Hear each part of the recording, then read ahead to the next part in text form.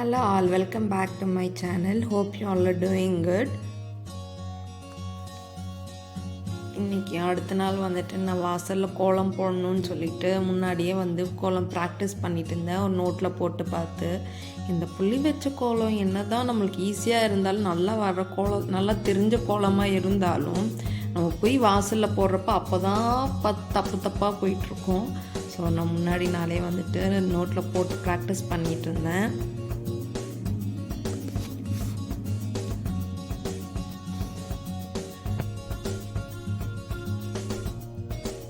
நம்மளுக்கு இப்படி நல்லா ப்ராக்டிஸ் பண்ணிட்டா வாசலில் போய் போடுறப்ப நம்மளுக்கு ஈஸியாக இருக்கு இல்லையா?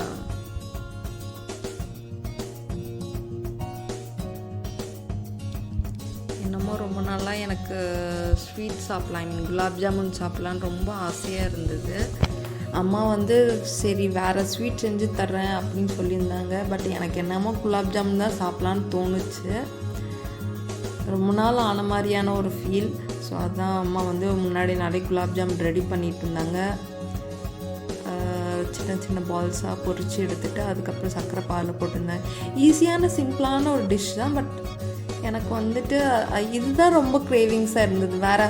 அம்மா வேறு ஸ்வீட்டெல்லாம் நிறைய செஞ்சு தர்றேன் அப்படின்னு சொல்லியிருந்தாங்க. பட் எனக்கு எதுவுமே வேணான்னு தோணுது. எனக்கு இதுதான் சாப்பிட்லான்னு தோணுச்சு அன்றைக்கி. ஸோ இதுதான் நான் செய்ய சொல்லியிருந்தேன். இதே மாதிரி அம்மா செஞ்சுட்டாங்க. நெக்ஸ்ட் டே பார்த்திங்கன்னா என்னோடய பர்த்டே. ஸோ காலையில் இப்படி தான் சிம்பிளாக க்யூட்டாக வாசலில் கோலம் போட்டு சைட்ல எல்லாம் பார்த்துருந்தேன். நல்லா மழை பெஞ்சதுக்கு குட்டி குட்டியாக செடியெல்லாம் முளைச்சிருந்தது நிறையா. நல்லா க்ரீனாக இருந்தது பார்க்கவே. ஸோ அந்த க்ரீனுக்கு மேட்ச் பண்ணுற மாதிரி ஒரு அவுட்ஃபிட் எடுத்து வச்சுருந்தேன். பர்த்டே அவுட்ஃபிட் இது ஒரு சிம்பிளான சுடி. காலேஜ் படிக்கிறப்போ நானும் எங்கள் ஃப்ரெண்ட்ஸ் எல்லாம் சேர்ந்து ஒரே மாதிரி எடுத்திருந்தோம். அதை ஸ்டிச் பண்ணி போடவே இல்லை. ஸோ இந்த டைம் அதை ஸ்டிச் பண்ணி போட்டேன். ஸோ அம்மா எனக்காக குலாப் ஜாமுன் ரெடி பண்ணி வச்சுருந்தாங்க இல்லையா, அது போட்டு நான் ஜாமுன் சாப்பிட போயிட்டேன்.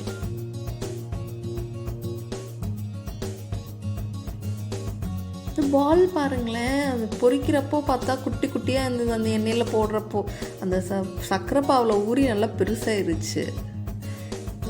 எம்மியாக இருந்துச்சு. அந்த குலாப் ஜாமுன் சாப்பிட்டு முடிச்சுட்டு நான் அடுத்து சாமி கும்பிடலான்னு சாமி ரூமுக்கு போய் பூஜை ரூமுக்கு போய் சரி இன்றைக்கியாவது குட்டியாக ஏதாச்சும் அலங்காரம் பண்ணலான்னு சொல்லிட்டு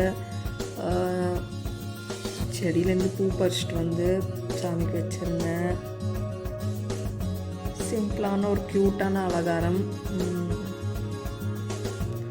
அது அந்த பூ காம்பினேஷன் பிக் பண்ணியிருந்த பாருங்கள், நல்லா ப்ரைட்டாக தெரியுது. எல்லோ கலர் பூவும் ஒரு ரெட் கலர் பூவும். இதுக்கு பேர் என்னன்னு எனக்கு சரியாக தெரியல. பட் ரொம்ப அழகாக இருந்தது பார்க்க.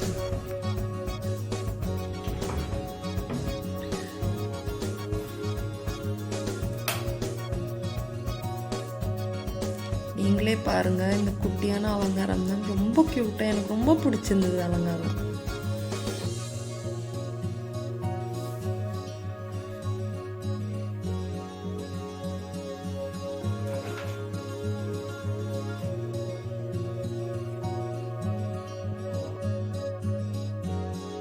அப்புறம் பொறுமையாக சாமியெல்லாம் கும்பிட்டு இந்த வாட்டி நல்லா ப்ரே பண்ணிட்டேன். இனி வர டேஸில் ரொம்ப ஹாப்பியாக இருக்கணும்னு சொல்லிட்டு ப்ரே பண்ணியிருந்தேன். திருநீர் வச்சுக்கோங்க guys, நீங்களும் எல்லோரும் திருநீர் வச்சுக்கோங்க.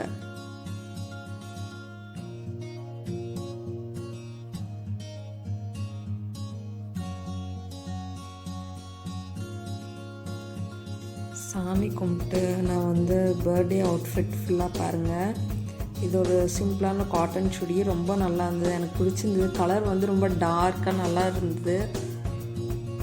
அப்புறம் அம்மா ஸோ காலையிலே நான்வெஜ் குழம்பு பண்ணிவிட்டு இட்லி வச்சுருந்தாங்க. ஸோ சாப்பிட்டேன். நல்லா யம்மியாக இருந்தது. சாப்பிட்டு பார்த்தா என் ஃப்ரெண்டு வந்திருந்தா. சரி சும்மா தான் வராளேன்னு பார்த்துருந்தா. அவள் அன்எக்ஸ்பெக்டடாக கேக் வாங்கிட்டு வந்திருந்தா. ஸோ அவள் வாங்கிட்டு வந்த கேக்கை அவள் முன்னாடியே கட் பண்ணியாச்சு. கட் பண்ணிவிட்டு நாங்கள் பக்கத்து வீட்டில் அவளுக்கு கொடுத்துட்டு அப்புறம் பக்கத்து வீட்டில் எல்லாத்துக்கும் கொடுத்துருந்தேன். எனக்கு ரொம்ப ஹாப்பியாக இருந்தது. அது இல்லாமல் அது ஒரு பெரிய சர்ப்ரைஸ் தான் சொல்லப்போனால். நான் எக்ஸ்பெக்டே பண்ணல இப்படி அவள் கேக்கெல்லாம் வாங்கிட்டு வருவான்னு சொல்லிட்டு. சும்மா தான் வருவாட்டுருக்கு, சும்மா பர்த்டேக்கு விஷ் பண்ணலாம் அப்படின்னு பார்த்தா கேக் வாங்கிட்டு வந்தா. சரி, அவள் முன்னாடியே கேக் கட் பண்ணியாச்சு.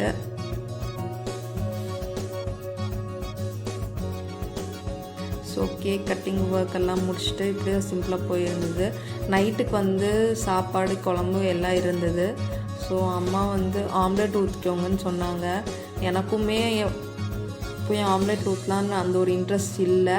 அம்மாவுமே வந்துட்டு எனக்கும் இல்லை, கொஞ்சம் டயர்டாக இருக்குது அப்படின்னு சொல்லியிருந்தாங்க. சரி, எப்போவுமே அம்மா தானே ஊற்றுறாங்கன்னு சொல்லிவிட்டு இந்த டைம் அம்மா இல்லாட்டி நான் தான் ஊற்றுவேன். இந்த டைம் தம்பி வந்து சரி நான் அவங்களுக்காக ஆம்லெட் ஊற்றி தர்றேன்னு அவன் ஆம்லெட் ஊற்றுனா எனக்கு ஒரு வேளை ரொம்ப சந்தோஷமாக போயிடுச்சு. நிறைய இடத்துல வந்து சொல்லுவாங்க ஆம்பளை பசங்கள்லாம் கிச்சனில் போய் வேலை பார்க்கக்கூடாது.